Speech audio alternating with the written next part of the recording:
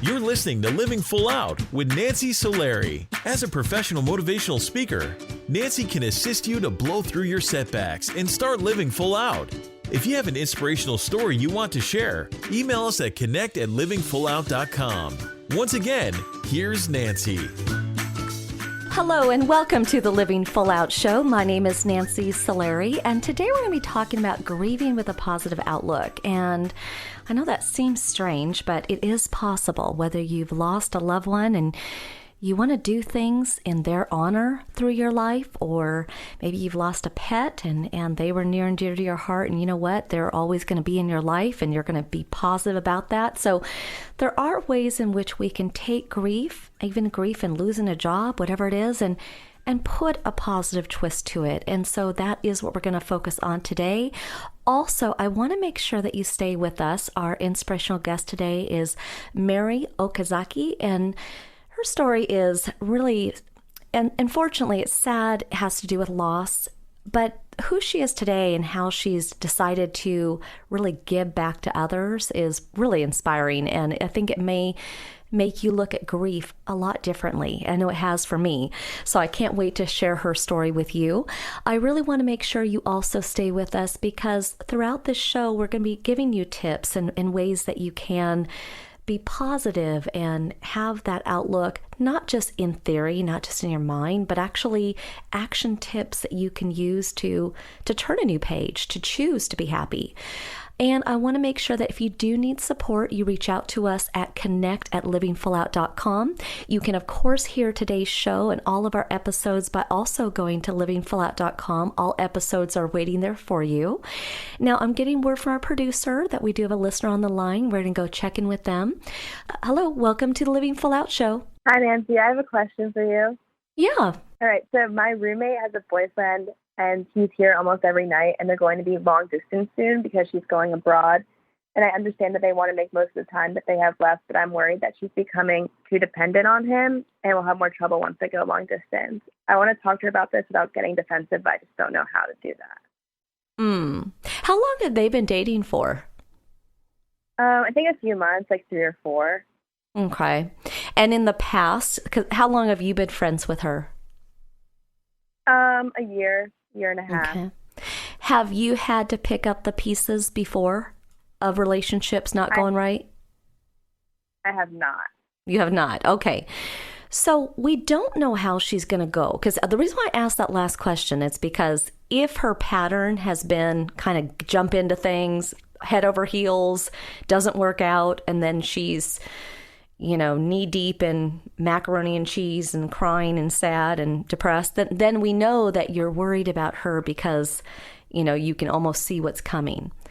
The good news is we don't know how she's going to be. She actually might be great. How does she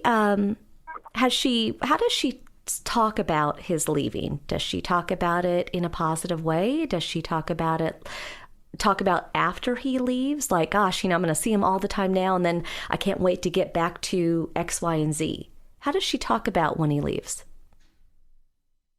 She's definitely nervous about the separation, and she does focus a lot on the time that, she'll be visiting him, and, which is going to be a couple months into, the long distance.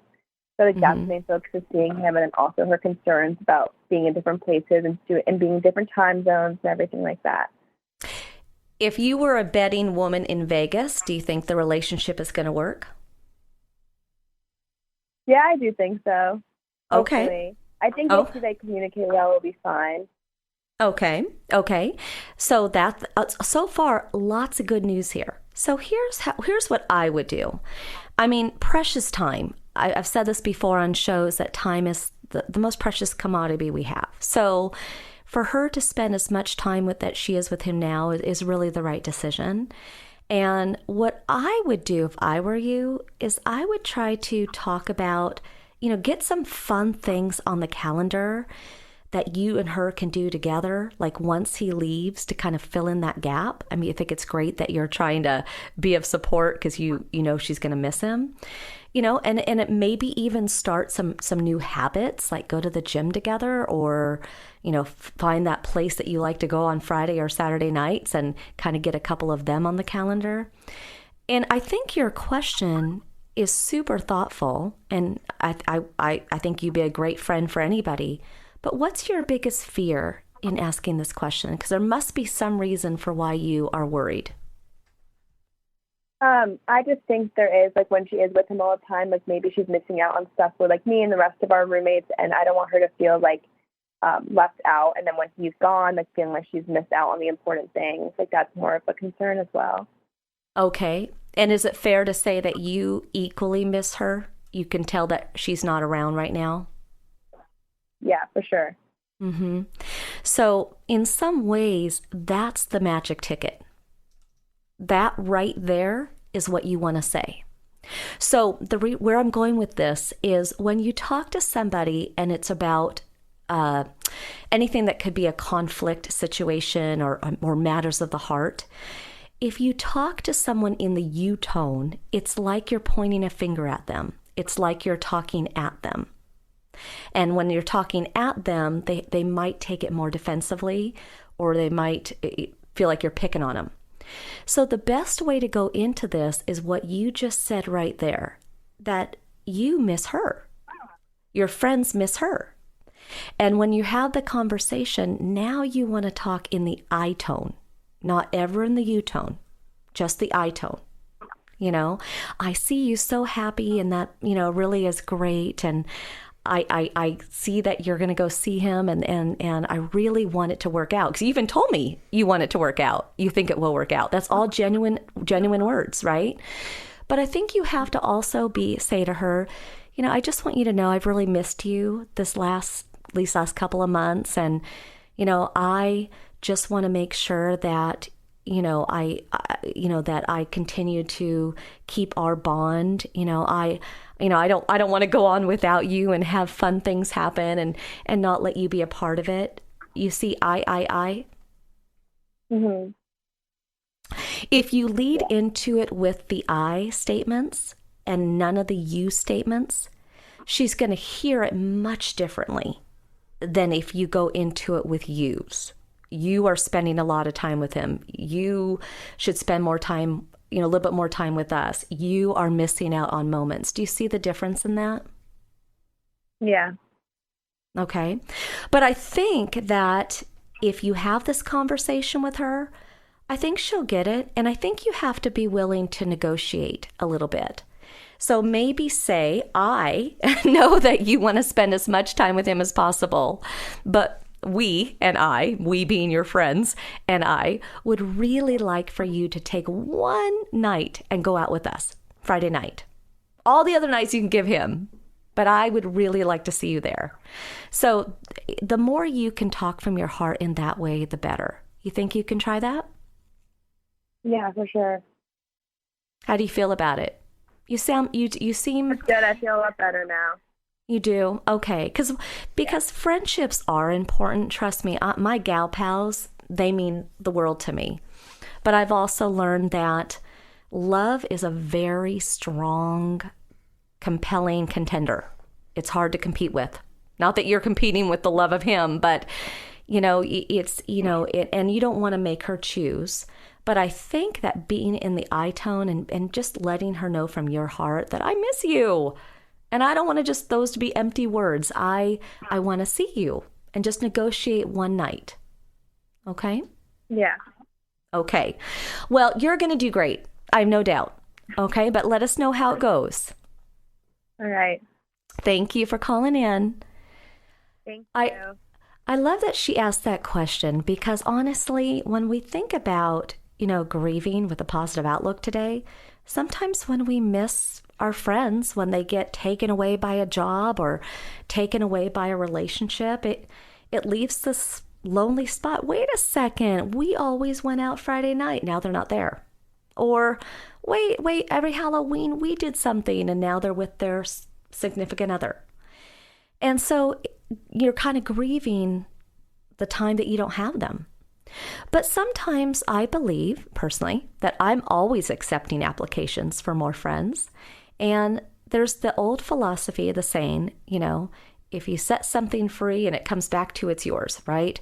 So sometimes we have to be willing to let a friend go, not go and terms of like, you're not my friend anymore, but let them, experiment. Let them follow that love, and then just be that consistent anchor that for them.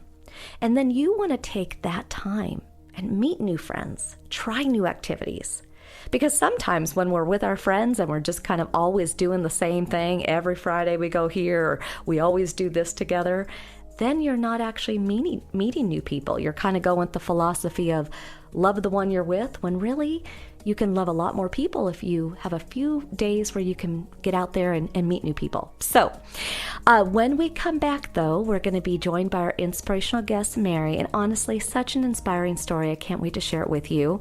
And again, today we are talking about grieving with a positive outlook. When you do that, you're living full out. See you soon.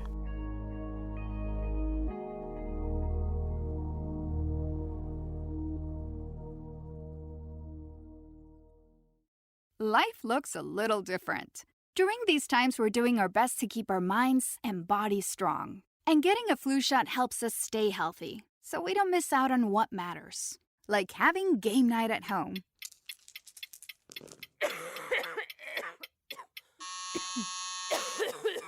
Yeah, can't do that while sick with the flu. Now imagine family movie night that your daughter can't live without. Well, that's ruined. And don't forget your uncle's socially distanced cookout.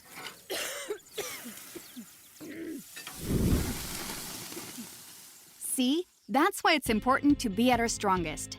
Every year, millions of people in the U.S. get the flu. Especially now, no one has time to miss out on moments that matter. So get your flu shot. Find out more at getmyflushot.org. Brought to you by the AMA, CDC, and the Ad Council. Don't you wish your life came with a warning app? Stop. That dog does not want to be petted.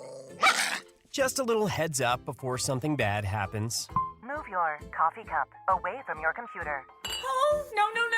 So you can have more control. Stop. You're texting your boss by mistake. Uh-oh. Well, life doesn't always give you time to change the outcome, but prediabetes does. With early diagnosis and a few healthy changes like managing your weight, getting active, stopping smoking, and eating healthier, you can stop prediabetes before it leads to type 2 diabetes. It's easy to learn your risk. Take the 1-minute test today at doihaveprediabetes.org. Warning. The cap is loose on that ketchup. Ugh. Don't wait. You have the power to change the outcome. Visit doihaveprediabetes.org today. That's doihaveprediabetes.org. Brought to you by the Ad Council and its pre-diabetes awareness partners. Uh-oh, Brad's buzzed. Oh, yeah? Yeah, he's starting with the woots. And now a speech. I just want to say that friendship is about heart and brain. Who's with me? Good thing is, he knows when he's buzzed. And my brain is saying, when it's time to go home, somebody call me a ride. Love that guy. Me too. Know your buzzed warning signs? Call for a ride when it's time to go home. Buzz driving is drunk driving. A message from NHTSA and the Ad Council. Watch out! You got me! The galaxy is safe once again. In the pretend universe, kids play with pretend guns. In the real world, it's up to us to make sure they don't get their hands on a real gun. If you have a gun in the house, keep it locked, unloaded, and stored separately from ammunition. Safe gun storage saves lives. Learn how to make your home safer at endfamilyfire.org. That's endfamilyfire.org. Brought to you by End Family Fire, Brady, and the Ad Council. Adopt US Kids presents What to Expect When You're Expecting. A teenager. Learning the lingo. Today I'm going to help parents translate teen slang. Now, when a teen says something is on fleek, it's exactly like saying, that's rad. It simply means that something is awesome or cool. Another one is totes. It's exactly like saying, totally, just shorter. As in, I totes love going to the mall with Becca. Another word you might hear is jelly. Jelly is a shorter, better way to say jealous. As in, Chloe, I am like so jelly of your unicorn phone case. You don't have to speak teen to be a perfect parent. Thousands of teens in foster care will think you're, rad, just the same. To learn more, visit adoptuskids.org. A public service announcement brought to you by the U.S. Department of Health and Human Services, Adopt U.S. Kids, and the Ad Council. You're listening to Living Full Out with Nancy Solari. As a life coach, Nancy can teach you how to stay strong under pressure and work through challenges you face. Being legally blind, Nancy inspires others to be resilient in overcoming obstacles and live full out. You can ask Nancy for advice in your life on relationships, finance, business, health, and more. Just call in at 800-333-0001. Once again, that's 800-333-0001. Now, here's Nancy. Thank you for joining us today. I'm Nancy Solari, and this is the Living Full Out Show. And today we're talking about grieving with a positive outlook. And I know that sounds like they cancel each other out. Wait, I'm grieving? How could I possibly be positive? The thing is, we have brought you an inspirational guest today, Mari Okazaki, and I'm telling you, she will show you how you can take tragedy and make it a positive. And I'm so proud to have her on the show. So welcome, Mari. Hello. Hi, Nancy. How are you? I'm great. So happy to have you. And Mari, I want to kind of share with our audience a little bit here of your history. So I know that you were born in Canada. Yes, we love Canada. And, your parents both very loving. I mean, you had great parents, but your dad died at an early age due to kind of a medical accident. It was, medication, a bad reaction to it. And he left you at a really young age. And that's right.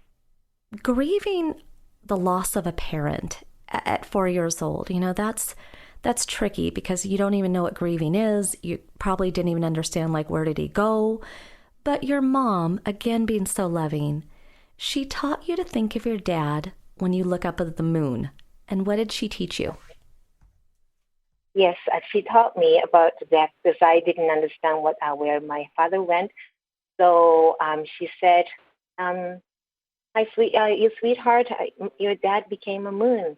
And she said, when you look at the moon and they're in the nighttime shining from the sky, and also they're the moon is in the daytime sometimes. And then basically she taught me that the daddy is with you all the time. And then she also taught me how to communicate with the moon, which is, quote unquote, my dad. And she said, if you look at the moon, it's gonna change the shape. And I said, okay. And then it's gonna go bigger and bigger over the days. And then when it gets bigger, you tell the moon, which is dad, that daddy, you're eating too much, so you need to be on a diet. So I would say that, daddy, you're on eating too much, because it's full moon. And then as soon as I say that, and the moon's starting to become smaller and smaller and become crescent. So I was like, oh, daddy's listening. And she said, look at, if you see the moon in the daytime, which they're supposed to be in the nighttime, but sometimes you see in the daytime. So that means that daddy is looking out for you at school or park. So that daddy is always looking out for you. So that's her teaching. Oh, you know what? I just love that. And I really wanted our audience to hear that story because I think that's a great way to keep people in all of our lives. For you, your daddy is the moon.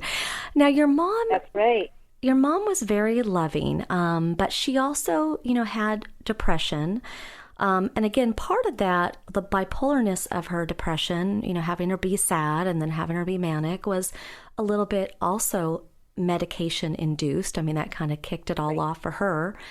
And she oftentimes talked about just not wanting to be here anymore. And you and her had a special connection, and you always tried to lift her spirits. And on one particular day, you did a day trip. It went so good. She came back, felt great that night. You went to bed peaceful.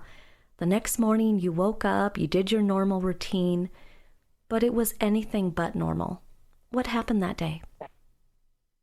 That day in the morning when I woke up, I was in a routine, and then that morning, I went to see her room, and then the bed was empty. So I looked at the kitchen, and the kitchen light was on. So I just presumed that she's trying to cook the breakfast. So I went. I didn't even check the kitchen. I turned around and went back to take a shower and play piano. That was my morning routine. And once I'm playing piano, I'll be playing for 20 minutes. And then when I finished playing piano and went out to the same hallway that I checked 20 minutes ago, she was standing at the end of the hallway in front of the kitchen. And at the beginning, I thought she's making phone call. But I say normally I just say good morning, and then she didn't move, so I thought she's making phone call. And then as I took a few steps forward, then that's how I realized that her feet was about a foot off from the floor, and then I realized that she hung herself. And so at this point, Mary, you're 25 years old. I mean, you are, a young woman, but that's your mom. And you also had there were three of you, 3 daughters, and the oldest daughter was off creating her own family. And the middle daughter, though, had Down syndromes and also lived with you and your mom. What did you do in a heroic effort to save your middle sister from needing to see that? Yes, as soon as I realized that she hung herself, that moment the next thought was, I cannot show this to my middle sister with the Down syndrome. Because the Down syndrome people, when they got stuck with one idea, they get stuck with it. So I thought I have to be silent and quiet and not letting her see this horrific scene. So I just quickly looked for scissors and then cut the cord that was attached to her neck and also the ceiling. That there's a bar, exercise bar, and it was connected to that. So I quietly just cut the cord, and then we both tumbled down on the floor. I just didn't think about what's going to happen next, but I just cut the cord, and we both fell on the floor. And that's the moment that I called my sister, who was sleeping behind the kitchen. And then she came out, and I still clearly remember her horrified eyes. Yeah, so that's what happened. Yeah. Mary, you really stood tall that day, and you really protected her. And but you were in shock yourself, and you called the ambulance. They came, and they were telling you, she's not breathing and she's not going to make it. And you were emotional, and you get to the hospital and they're trying to help your mom, but then they're telling you that she's not going to make it. But then in the twist of turn of just awkward, the police also were talking to you. And what were they talking to you about? Yes, so police show up to the hospital when after it's declared that my mom's gone. And then they were showing me the photo of the scene, and they're asking what happens. And basically they're trying to look for, trying to investigate as if it's a crime scene. So basically they're trying to figure out if I killed her or not. Well, and it was really hurtful. Yeah. I mean, I can't even imagine. You're in your pajamas and they're basically accusing you of murdering your mom. Stay with us, Mary. We have to take a break, but there's so much more to come. Everybody, right now, it's really important that you think about grieving with a positive attitude, because she's going to show you how she went from that moment to really cherishing her parents. We'll be right back.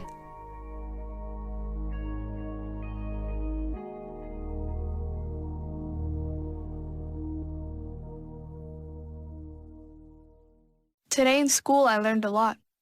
In chemistry, I learned that no one likes me. In English, I learned that I'm disgusting. And in physics, I learned that I'm a loser. Today in school, I learned that I'm ugly and useless. And in gym, I learned that I'm pathetic and a joke. In history, I learned that I'm trash. Today in school, I learned that I have no friends. In English, I learned that I make people sick. And at lunch, I learned that I sit on my own because I smell. In chemistry, I learned that no one likes me. In biology, I learned that I'm fat and stupid. And in math, I learned that I'm trash. The only thing I didn't learn in school today? The only thing I didn't learn today? The only thing I didn't learn is why no one ever helps. Kids witness bullying every day. They want to help, but they don't know how. Teach them how to stop bullying and be more than a bystander at stopbullying.gov. A message from the Ad Council. I'm Nancy Solari, certified life and business coach. I want to invite you to the Personal Development Boot Camp. During the boot camp, we're going to be looking at taking those insecurities that you have and getting rid of them. We're also going to look at ways in which you can thrive and live a life full of purpose. Go to livingfullout.com/bootcamp, livingfullout.com/bootcamp to sign up. I believe in you, and here's to you living your life full out.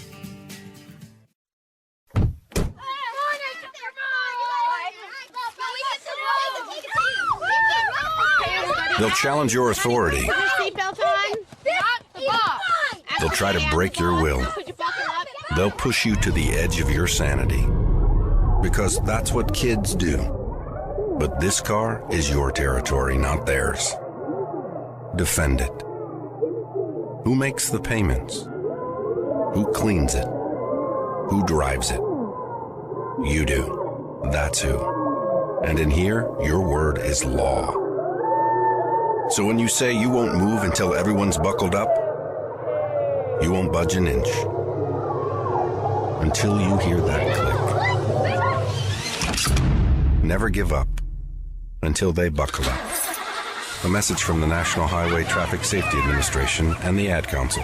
For more information, visit safercar.gov/kidsbuckleup. 7 million children suffer from asthma, more than any other chronic disease. Most asthma attacks are caused by allergic reactions to allergens, including those left behind by cockroaches and mice. In fact, 82% of U.S. households contain mouse allergens, and cockroaches are found in up to 98% of urban homes. How can you protect your family? Find out at pestworld.org. A message from the National Pest Management Association and the American College of Allergy, Asthma, and Immunology. Get it, slip it, cuff it, check it. Talk to doctor now and share it. I get it, slip it, cuff it, check it twice a day. I get it, slip it, cuff it, check it in the morning and before dinner. I get it, slip it, cuff it, check it, and share it with my doctor. Nearly 1 in 2 U.S. adults have high blood pressure. That's why it's important to self-monitor your blood pressure in 4 easy-to-remember steps. It starts with a monitor. Now that I know my blood pressure numbers, I talked with my doctor. We're getting those numbers down. Get it, slip it, cuff it, check it. Talk to doctor now and share it. Be next to talk to your doctor about your blood pressure numbers. Get down with your blood pressure. Self-monitoring is power. Learn more at manageyourbp.org. Brought to you by the Ad Council, the American Heart Association, and the American Medical Association. In partnership with the Office of Minority Health and Health Resources and Services Administration. You're listening to Living Full Out with Nancy Solari. With Nancy's expertise, you'll learn how to embrace your potential and strive for success. If you have a question or need further support, send us an email at connect@livingfullout.com. Now, here's Nancy.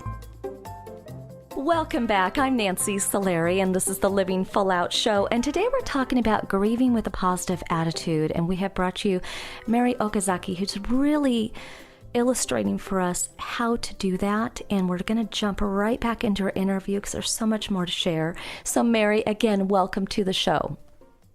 Thank you for having me here. Mari, thank you, first of all, for talking about this topic and being so vulnerable and honest. I know it's hard. I mean, still hard to this day. But after you left the hospital that day and dealing with the police and going back to the home that was surrounded with police tape, looked like a crime scene, the family got together and decided to not let people know she killed herself. They decided to say what? They decided to say that she died with a heart attack. And is, I guess where I'm going with this now is I can't even imagine, 25 years old, what you just saw, all these people in your community loved your mom. Oh my God, I'm so sorry to hear about your mom, or how's your mom, or how are you doing? How hard was it living with that lie?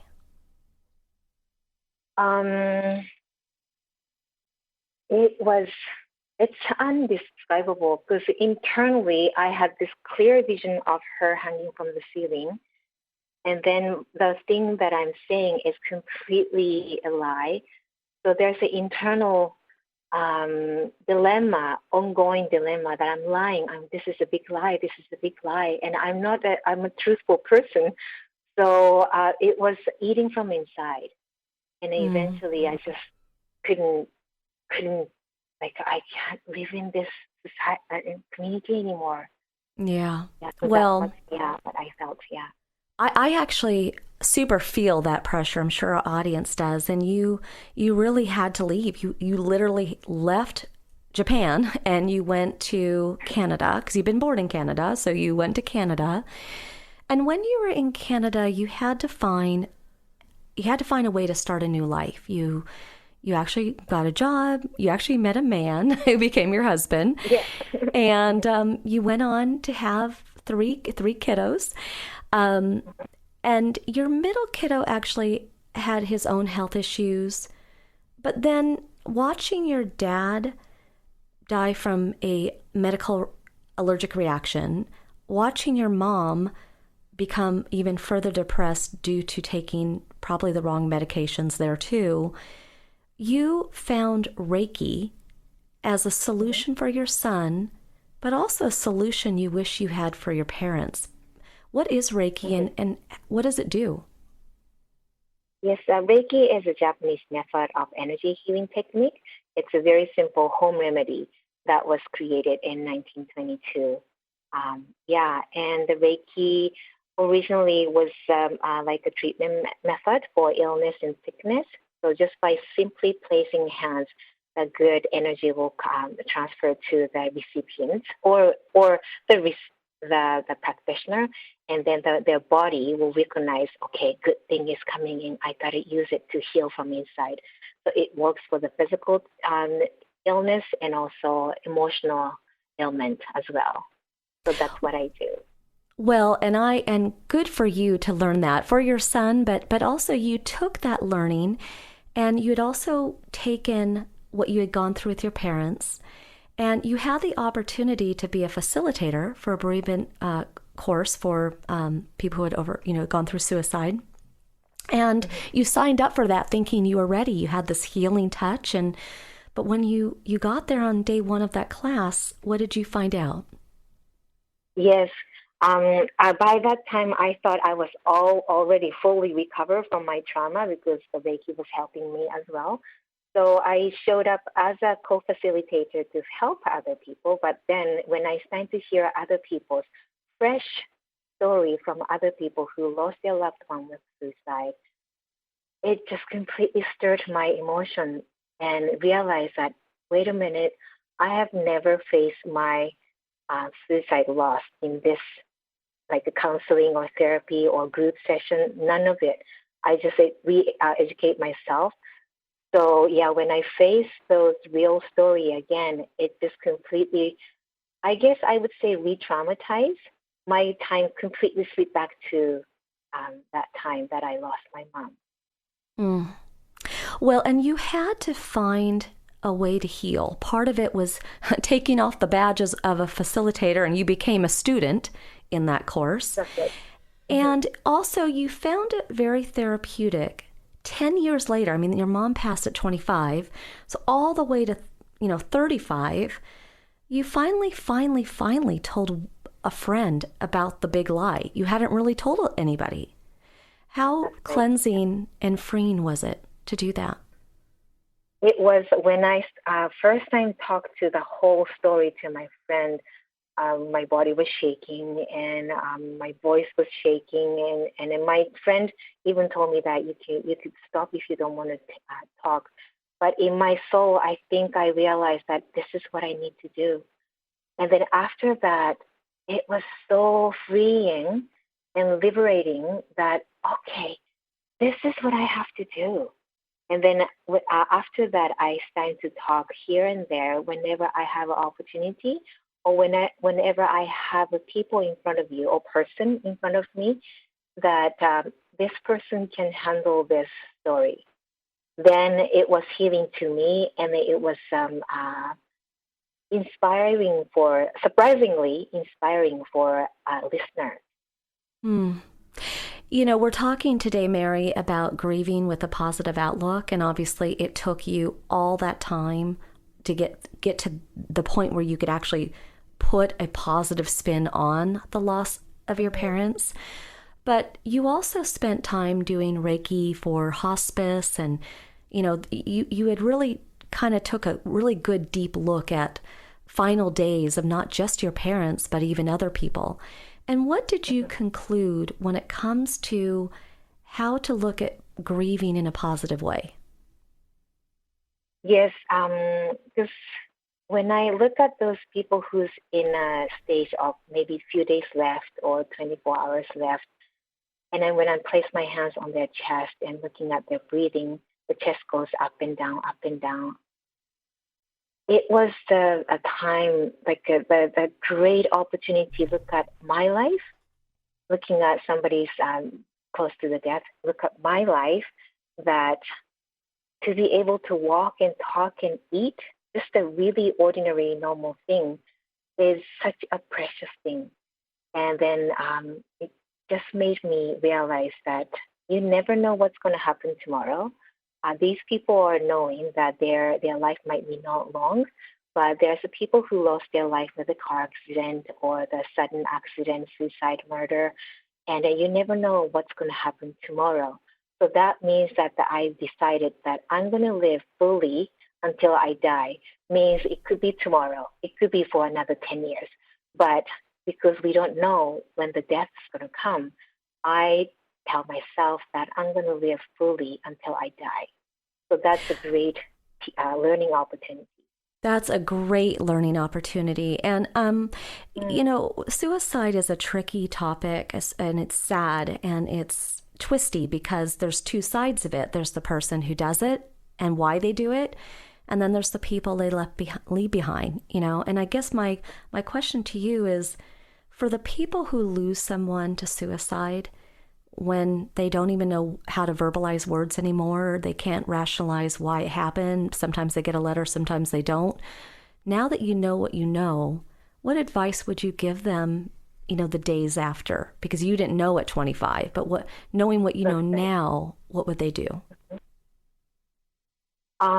Just get rid of the stigma and negative and making into taboo, and just be honest with yourself and don't hide it. So that's my suggestion.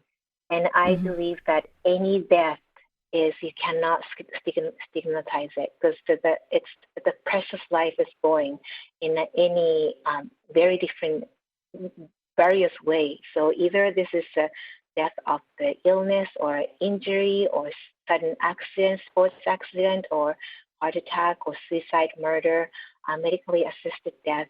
All of them are death, and you can't compare each other.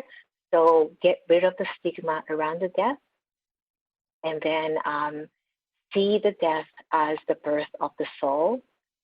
Then people might be able to grasp and embrace the death, just like they embrace the newborn baby's birth. Yeah. You were right there beside your mom every step of the way, and you tried to cheer her up. And you even at one time thought about suicide yourself just because of the lie and all that pressure. Mm-hmm. But at the same time, your mom hasn't been there for you, your wedding, your kids, all of that. And if somebody's listening today and they're considering that as an option, what would you say to them to not? Considering the option of somebody who's having suicidal thoughts as the recipient of someone who lost someone, what would you say? Mm-hmm. I would like them to think about who's left behind, and because when I was in that little depth that I'm not worthy to live, I thought of my other sisters, that if I die, then she's going to go through another layer of grieving, and on top of mother's grieving, and I would never wish them to go through another grieving. So I want the people who's feeling unworthy to live, I want them to think about who's left behind, and also just knowing that you're worthy, and to tell them that you're worthy. Yeah. That's what I want. Yeah, I want them to think. Yeah. Life is precious. It really is. And Mari, thank you again for sharing your story today, because although it's a really hard conversation, and really for anyone listening, if you're having those thoughts, we want you to get support, and so many people want you to live and thrive. But Mari, thank you so much for sharing your story with us. We're going to continue to wish you all the best. Thank you. Thank you very much for listening. Thank you. And for everybody, thank you so much for hearing the story. We're going to be coming right back after this break. I'm Nancy Solari. This is the Living Full Out Show. And today it's all about grieving with a positive outlook. We'll be back.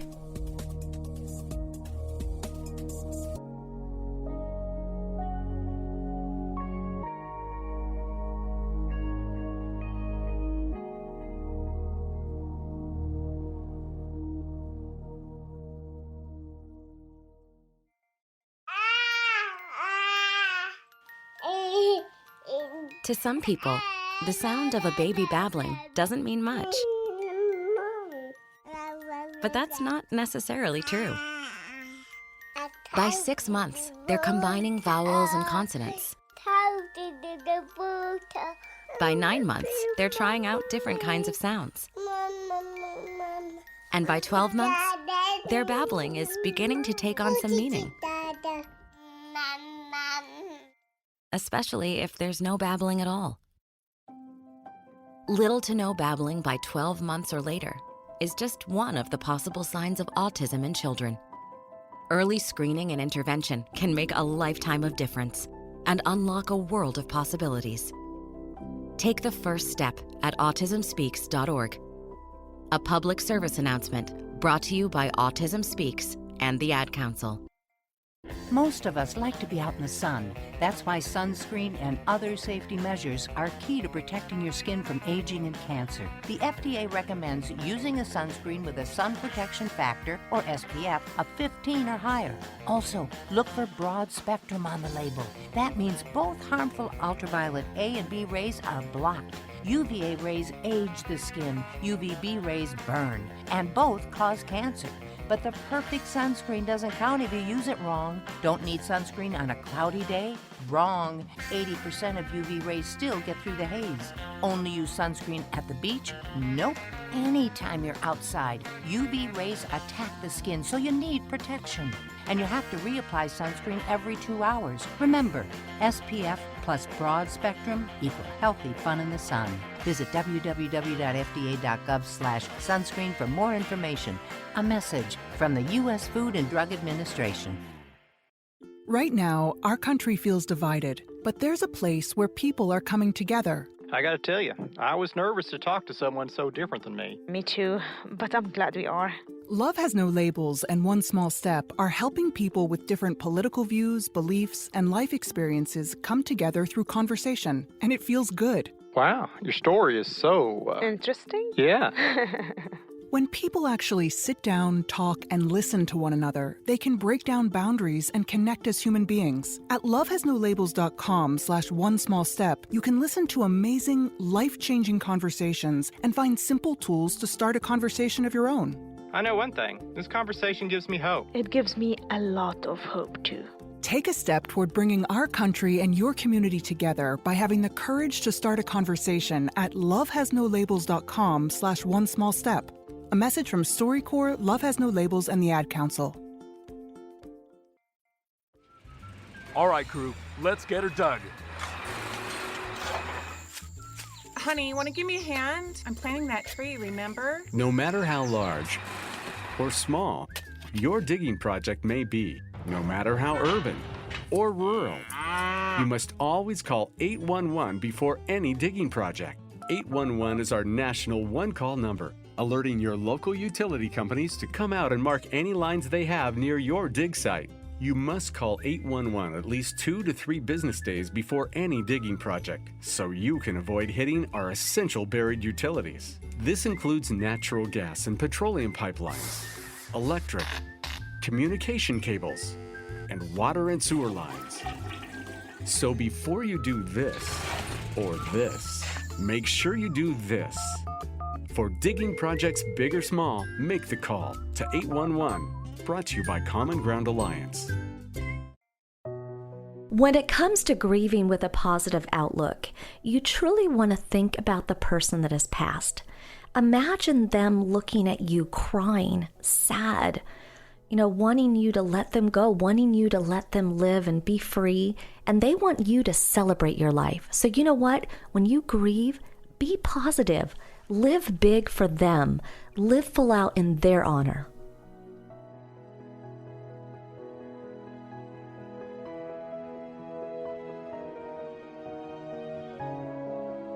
You're listening to Living Full Out with Nancy Solari. As a professional motivational speaker, Nancy can assist you to blow through your setbacks and start living full out. If you have an inspirational story you want to share, email us at connect@livingfullout.com. Once again, here's Nancy. Thank you again for joining us today. I'm Nancy Solari, and this is the Living Full Out Show. And today we've been talking about grieving with a positive outlook, which I know is not easy. And, grieving is interesting. It can be grieving a pet. I remember losing my little Lionel Richie. He was a Jack Russell Terrier, and gosh, he was with me since the early years of real estate, all through the building of Living Full Out. We did everything together, got our nails done together. Okay, maybe he didn't get his done, but he watched me get mine. We traveled together.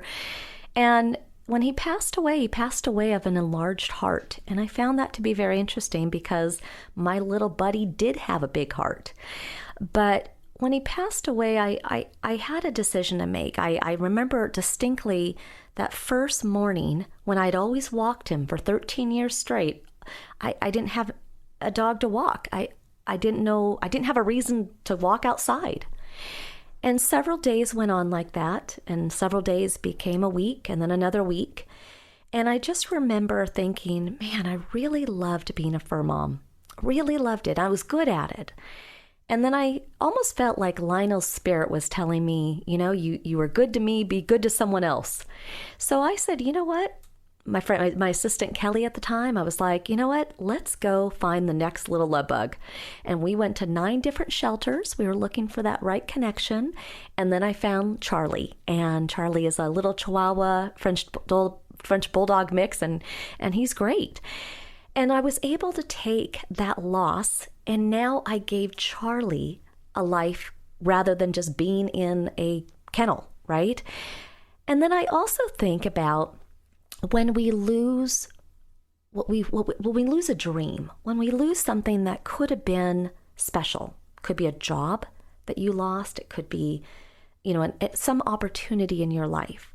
For me, that was, different miscarriages I had, which I know is kind of a taboo talk about sometimes, but, I had 5 of them, and with every one of them, heartbeats and all, when they faded away, I had to find some way to rationalize, in some way to grieve them, but yet be positive.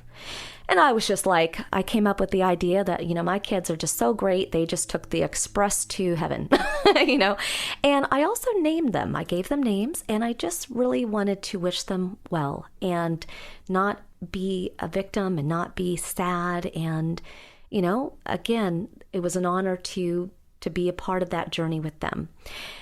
And then for some of us, we might also be grieving our health. If someone gets in an accident, not their fault, and all of a sudden they can't walk, or, you have a health condition you were born with, again, a tough shake right from the beginning. I get that too. I remember as my vision got worse and I was losing my eyesight and, actually being able to say the words now that I'm legally blind, like blind, what is that? You do grieve the loss of, seeing faces, or, the loss of, being able to jump in a car and just go do a quick errand.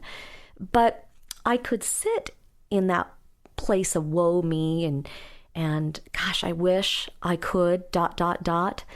But that's not going to serve me either. You kind of have to find a way to say, you know what, this is my card in life, and I'm going to have other superpowers of mine. My eyes may not be anything to write home about, but I've got the gift of gab, or I've got a good heart, So you have to find a way to be positive. And grieving the loss of a pet, a family member, a health condition, they're all scary. They're all traumatizing. And you should honor the grieving process. But you also want to make sure that you give that loss a legacy, a celebration of life. Proud that I had vision at one time, that I could drive, right? Proud that I had a moment in time where I was pregnant, or proud of being a great dog owner. And for you, that's going to be something different.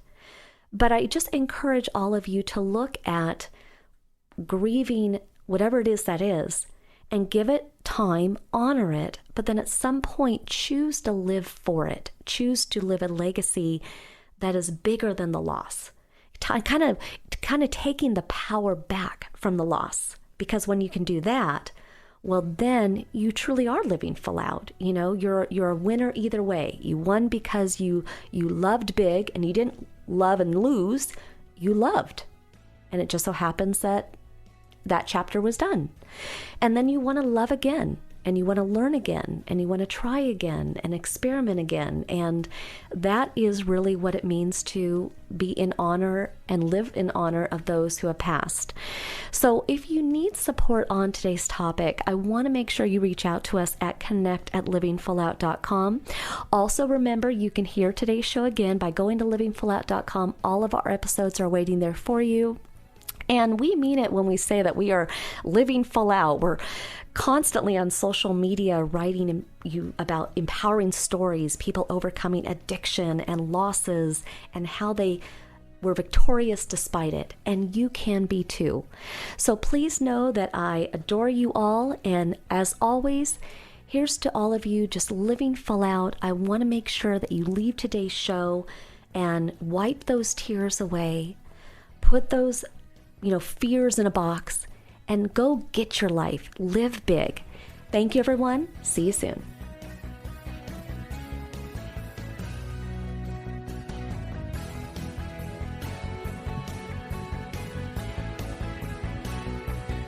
Thank you for listening to the Living Full Out Show with Nancy Solari.